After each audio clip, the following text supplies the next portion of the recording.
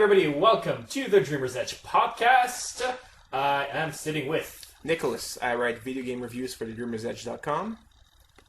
And Chris, editor and occasional writer for The Dreamer's Edge as well. And I am Dimitri, webmaster of the Dreamer's Edge and obviously contributor to it as well. And today it's time to talk about the 80s. What goes around comes around. It was pretty much headed that way. We're still doing our best and worst of the 80s. This episode is the best of the 80s. There's only three of us, so instead of just bringing up our top three, we're going to do our top four. I've got a short list of 25 movies here. All right. No, but it's funny because when I started, just obviously just to situate ourselves, you know what I mean? Like I'm 36, so I remember the 80s, but at the same time it was kind of, your brain was still forming. It was also the period where, the video store was kind of coming into its own. So you'd walk in, you realize, oh my God, there's so many movies out there. So there's a lot of those like straight to video movies. That was just like that really did kind of like populate, the basements of my childhood. Is what it comes down to. Like the Seven, Police Academies, all these just ridiculous movies, But then when you go back, you start looking at the movies, like there are actually a lot of real classics. You know what I mean? Like Raiders of the Lost Ark.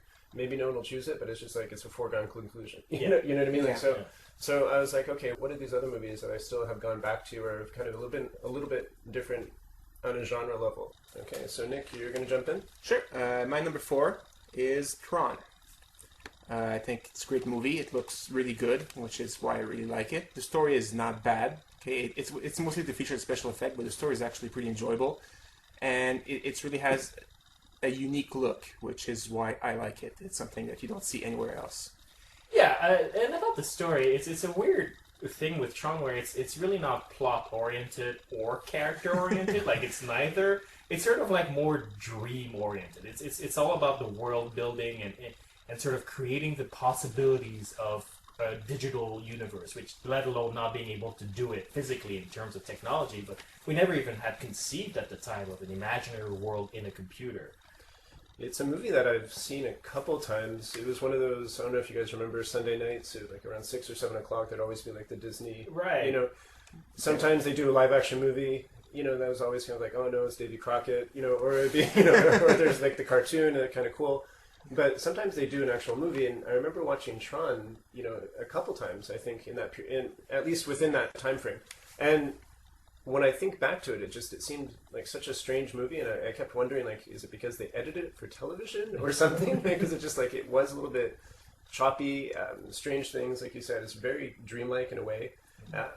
And I watched it again recently when they just had the reboot to the series, and I went back to watch the original, which was hard enough to track down, strangely, but it was just as weird as I remember. But it really was beautiful. It held up. It was an interesting movie. You know what I mean? Like in terms of the style and everything, it was well ahead of its time. We talked a lot about like it being influential to make it on this list, and Tron certainly was.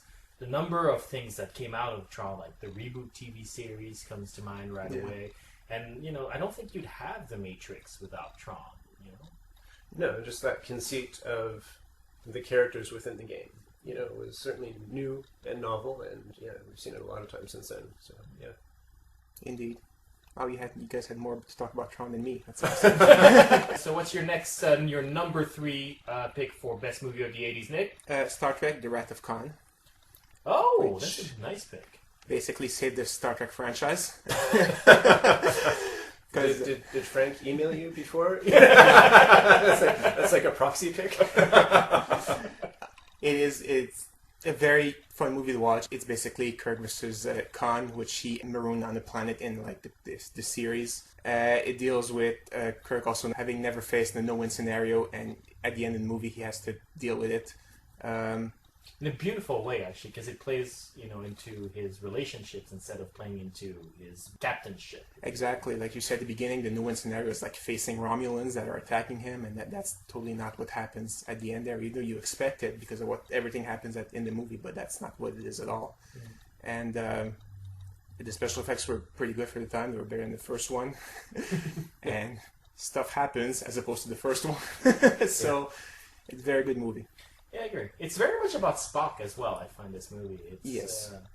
It's one of those things where the entire plot is driven by Kirk, and Spock is just sort of in the background, being the wise old counsel. And about a third into the movie, suddenly he just sort of takes over the narrative. Mm. Yeah, I haven't seen it for years, but it's by far my favorite of the Star Trek movies for sure. Yeah, good choice. So disappointed when I learned that Ricardo Montalban's chest place was completely fake, and that was not his real body. It's like, wow, that guy buffed up for this movie. Nope, no, he didn't.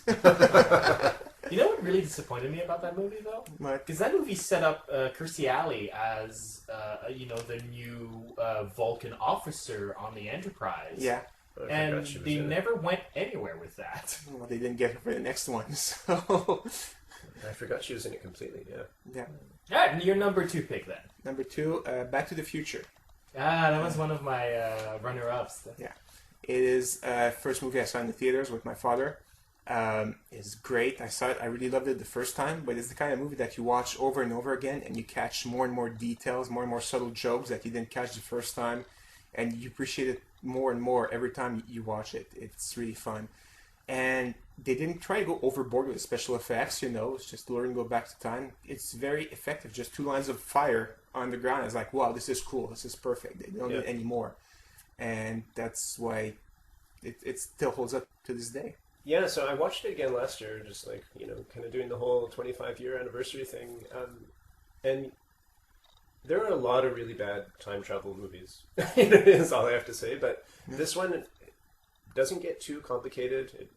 Certainly it does get a little bit more messy with the later movies in the series, for sure. Yeah. But that first one has its conceit and keeps with it. And like you said, the special effects work.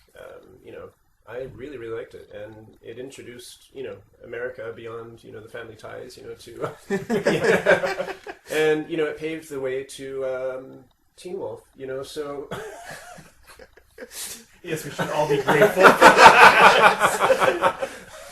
How else would we have discovered Jason Bateman than through Teen Wolf 2? But the thing is, the reason why it's so elegant in its time travel is I think is because, for the most part, Back to the Future isn't really a time travel movie. For the most part, it's a discover your parents movie. It's sort of a coming of age, discover that your parents are people to sort of narrative, which is achieved by way of time travel. Yeah, but true. it's sort of the focus is more on the almost sitcom dynamics. Yeah, for sure. All right, so what is your number 1 pick for Number 1? best movie of the 80s? That's probably first pick of many people out there. The Empire Strikes Back, which many people find surprising because have a Star Trek and a Star Wars movie in the list, and usually people are not supposed to be fans of both the two, but I break the rule. As a small aside before you get into the movie, you and I both went to Las Vegas together and sort of came across a Star Trek wedding at the Hilton. Yeah. And it was hilarious because right next to the Star Trek wedding, which was on the Star Trek part of the hotel, was a sort of casino that was Star Wars themed. And you could see the guests sort of looking over there going like, I can't go in there. I want to, but I can't. Yeah, there's a rule. You pick one, and that's it. But going to the movie, now people think of Star Wars, they think of special effects and computer and stuff like that. It was totally not about that. It was about the characters that you had met in the first movies and their story basically evolving. And you see what happens to them as they keep fighting the Empire. And the action is great. You have a lot of suspense. You know what's happening. The ending kind of hits you, and you're like, "Wow, that's how they're ending it." And you have to see the next one. Which wasn't the norm back then. Really? Compared to now, where it's sort of like where they film the two back to back, and you basically wait till the next year. But it's true. It's a great movie. I would watch it anytime it's on TV. It's like I'm doing something, I catch it. Oh, okay, I'm saying I'm watching this now. Yeah, it's by far the best in the series. Whether you include the new as part of the series, but certainly that first trilogy, it's my favorite, and I think not very many people would disagree. But it's a great movie. Han Solo is just perfect. He sort of takes over the movie as well, because the first one is totally about Luke Skywalker. Yeah, exactly. This one's about Han Solo all the way. Yeah. No, good choice. And just the whole action on just that ice planet. the way it gets started and everything. It's just they're losing. It's what it comes down to. The Empire is striking back. Yeah, I often comment that I don't like to be continued movies, and every time I mention this, people sort of like, but you like Empire Strikes Back, doesn't that make you kind of a hypocrite? And first of all, yes.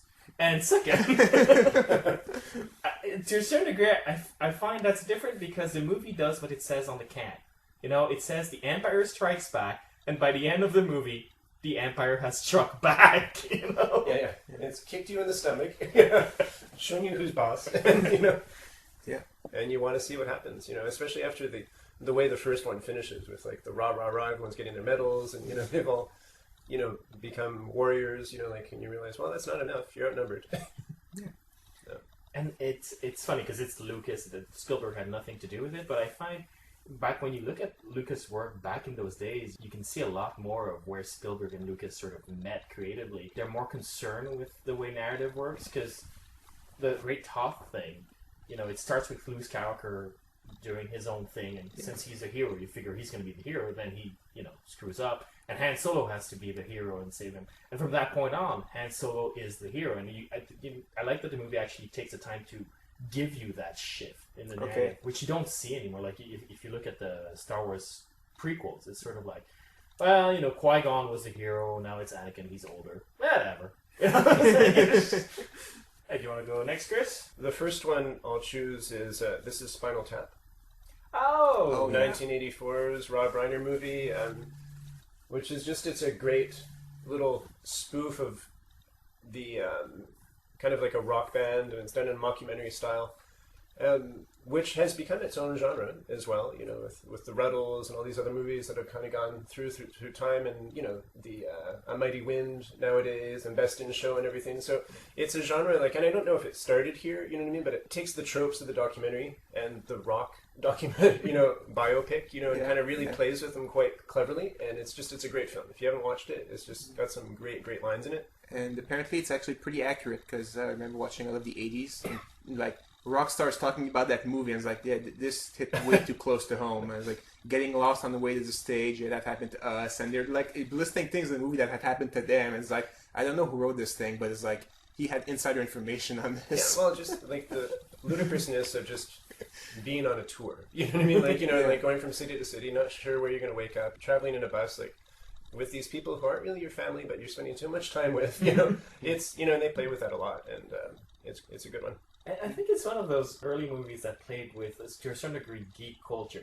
There's a lot of jokes that you have to be a music geek to get. Yeah. Like the idea of the imminently replaceable drummer is something. Def Leppard, anyone? Yeah, exactly. So that one, check it out. And then Nora Ephron passed away, and so I've obviously gone back and with a lot of people and kind of looked at some of her things. And, I have to say, when Harry Met Sally, 1989, again, a Rob Reiner movie, really still stands the test. It's a great little movie.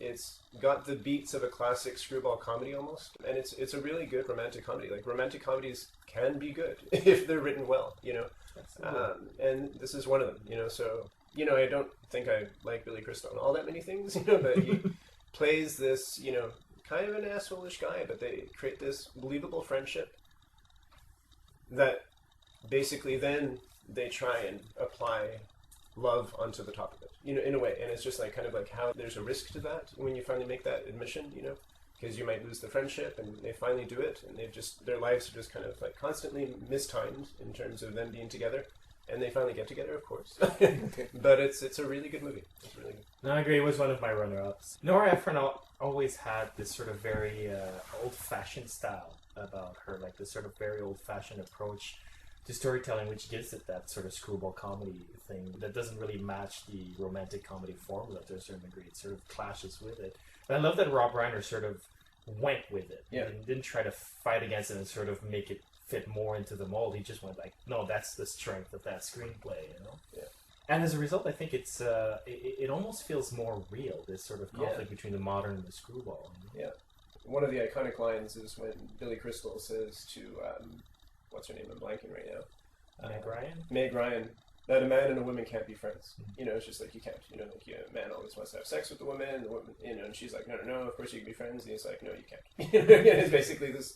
And you know, there's been some criticism, like, did this movie kind of like ruin male-female friendships? You know, and I'm like, it's such a ridiculous attempt to try and make an article. You know what I mean? Like, and if you watch the rest of the movie, you know, you would see that they do have a great friendship. You know, No, they really do. And well, I mean, that's the irony of that line. That's the great part about that line is that he can only say that to his friend. Yeah. You know? Yeah, to admit that. You know? Yeah. So, no. And now, to continue with the Rob Reiner Wow. trilogy, because he was everywhere in the 80s, one of my all-time favorites, and I'm sure a lot of other people's, The Princess Bride. Yes, another runner-up of mine. Indeed. Yeah, and this is, if you haven't seen it, it's based on a novel. I'm blanking on the guy's name, but... William Goldman is the author, by the way. Oh, okay, thanks. Yeah. Fred Savage is, 10 years old, he's sick, he's at home from school, his grandfather comes over, he's like, I'll keep you company, I'll read you a book. And the kid's like, what an old, boring book, And the grandfather starts reading, and more, Fred Savage is getting more and more into the story. And it's just like, so you keep having these pauses as they're talking, and then they go back into the story. And the story is just a great play on the fairy tale. And it's got a lot of great characters. Andre the Giant. Yeah. Billy Crystal. So, yeah, no, it's a great movie. It's sweet, charming, and a lot of fun. And incredibly quotable. Yeah. This is a movie that, if you go around, anybody from our generation or a little bit older, you go around and you quote a line from Princess Bride, everybody will recognize it, everybody will laugh right away. Yeah. Especially in video games, online playing games, those lines get quoted all the time, and it's always funny, or they basically make characters that, resemble that, and it's like, wow, okay. It's a great movie. Just for the heck of it, like, off the top of your heads, what are some of your favorite Princess Bride quotes? I like obviously, my name is... Yeah, you've killed my father. You've killed my father, prepare to die. That one gets used a lot in games. And but even that whole exchange of when they're doing the poison back and forth, and was it all Sicilians are liars, and therefore you know that. And it's a great little set piece. I don't think that word means what you think it means. Yeah, that was great. I like when they're on the boats and the one says they're catching up to us. Are they using the same winds we are? Love, sweet love. Yeah. So that's kind of like more the child movie, which again, like, easy to kind of ignore, you know what I mean? But there are some good movies made for that, like, all ages, pocket. The other one, the mockumentary. The other one, a romantic comedy. And then for my fourth, which was kind of tough, but I decided to go with The Little Mermaid, to be honest. Wow! I didn't expect that. And it's not my favorite movie, but it was the first time Disney went back to animation. It kicked off basically almost a decade of success. Followed with Beauty and the Beast, and all these movies, and opened the door to Pixar. And it was at the point where I think animation had been forgotten. And now, some of the best movies that are coming out are animation, is what it comes down to. So I pick it more just for nostalgia, but when it came out, it was just a great film. It got a lot of attention. A lot of people liked it. I remember going to watch it with my friends in high school. So it's not, all-time favorite, but in terms of when it came out and the timing and what it opened the door into the 90s and the aughts, I go with that one. Yeah. Cool. Did not like that movie. It was my cousin's birthday, and he went to see it. It was like all her girlfriends, and I was there too. And like, I remember being bored for 2 hours. It was the worst experience of my life. No, I always thought like going to the movie was like super exciting. I thought the movie was made for good movies, and the one that they played on television were bad movies. That was my thinking. And then after seeing The Little Mermaid, it's like, that doesn't work that way again, I guess. I don't know. Even as a little boy, I liked it. I didn't love it, though. No. I didn't love it, but it was good. I enjoyed it. I watched it with my sister again. You know what I mean? And she loved it, so... But it is, in terms of, again, we talk about influential. You don't get much more influential than The Little Mermaid. They revived Disney Studio and, made it what it is still today. Yeah. I'm not denying it has been very influential. It's just my personal taste. Oh, yeah. Ugh. And it was directed by Rob Reiner. A lot of people don't know that. Alright, I guess it's my turn. Alright, for my number 4 pick for Best Movie of the 80s, I really wanted something to do with horror. Because the 80s were just so huge with horror and horrible horror sequels. And I thought of going either, Carpenter or Wes Craven. And I hesitated between The Thing and A Nightmare on Elm Street. I had to go with my personal taste, so I'm going with A Nightmare on Elm Street for my number 4 pick. A lot of people will go like, you're insane, The Thing is better. Maybe, but maybe not as influential, though. Mm-hmm. Nightmare on Elm Street created the template upon which we still make horror movies today, for better or worse. Yeah. And it essentially took the slasher idea and said, like, let's go crazy and warp reality and introduce some fantasy elements in there and sort of build it like a fable. And, I mean, we've reviewed it for the podcast before. Yeah. I find it holds up today incredibly well. Yeah, no, it's a good choice. I kind of thought you would choose it, actually. That's why because I wasn't necessarily a dissenting voice on that podcast, but in terms of influential, I was actually thinking about choosing it as well. But I was hoping that you would kind of go the horror route. I know I prefer The Thing, honestly. You do? But you think it was more influential because it was better at the box office, or just because the way it's made is easier to emulate? I think it's the latter. I think it established a formula that's very easy to understand and very easy to structure a story around. Okay. Introduce a threat that represents a global sin. Introduce a cast of likable characters but that are vulnerable to that specific sin. Knock them off one by one until one of them learns the lesson. It's a very simple formula. Okay. Alright, so my number 3 pick. I decided to go Japanese. I'm turning Japanese. You know what that actually means, right? Yes, it means I'm having an orgasm. And you would too if you had watched Akira back when it had come out, because that movie is fantastic. Good but Dimitri, choice, yeah. Akira came out in 95. What are you talking about? Came out in the US in 95. Indeed. And on video, no less. Yes. But the movie was actually made in 1988, and it is some of the crispest, most amazing animation you'll ever see, even today. Mm-hmm. And the story is freaking badass. I mean, don't ask me what actually happens at the end. I have no idea, but it's badass. Have you read the whole manga? How does it compare? Because I've only read a couple of them.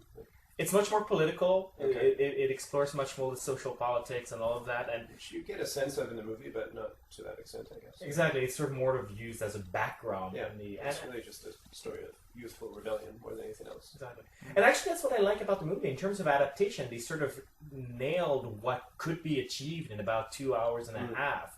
And didn't foolishly try to adapt the entire series. It's just like, this is what we want to grab from the story. And everything else is going to be backdrop to this, intense melodrama. Yeah. And I think that's what makes it so effective.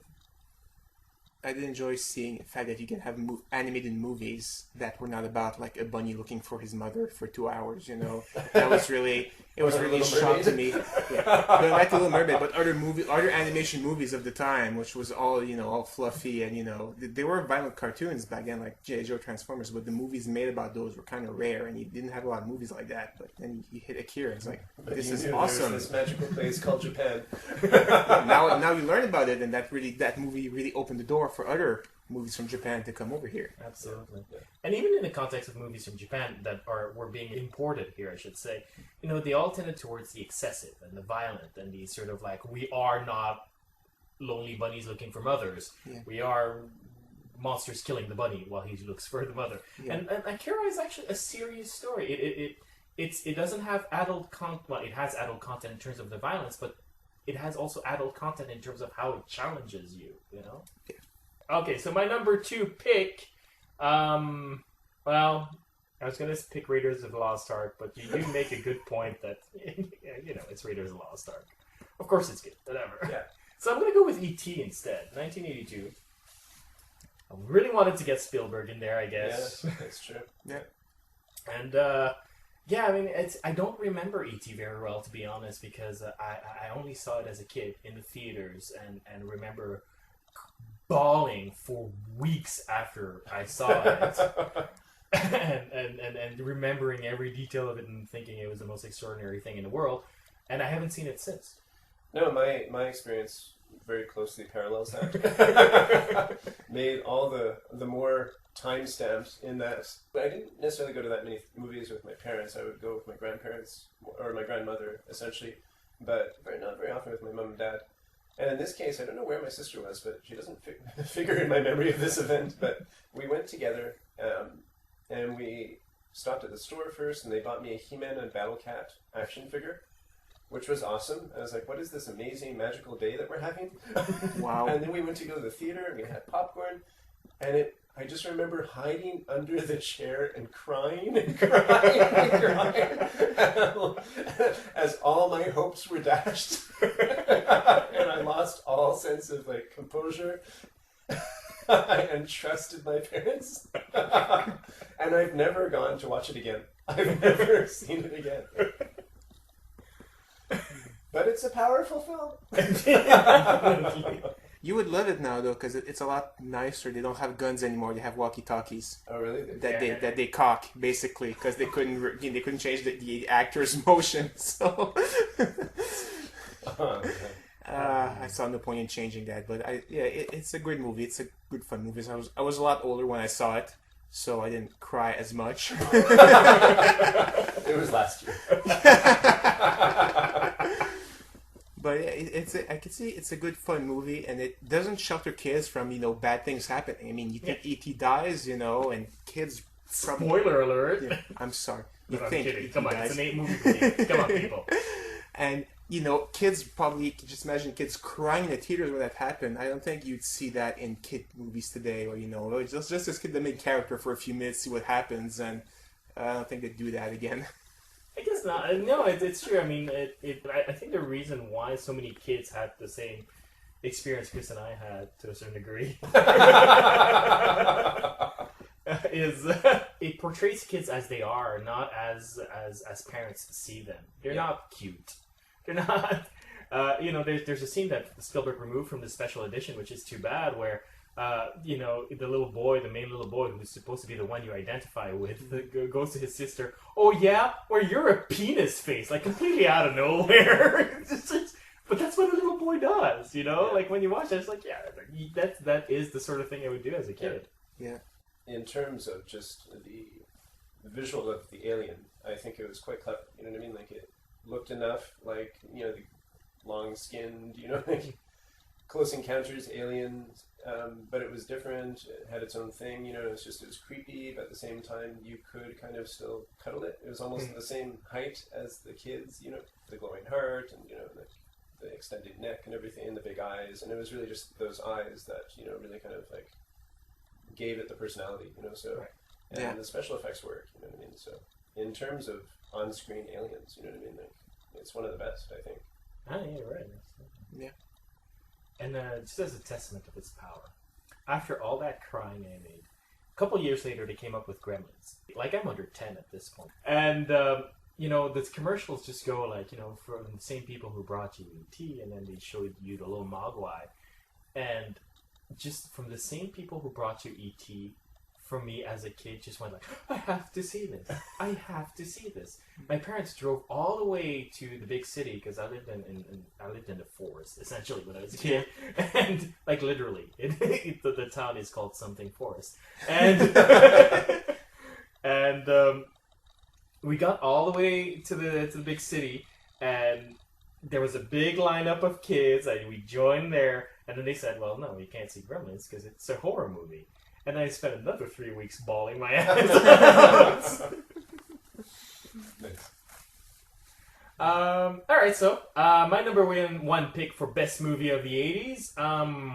Anybody who's a big fan of the 80s surely must have guessed that one of us at some point was going to bring up John Hughes.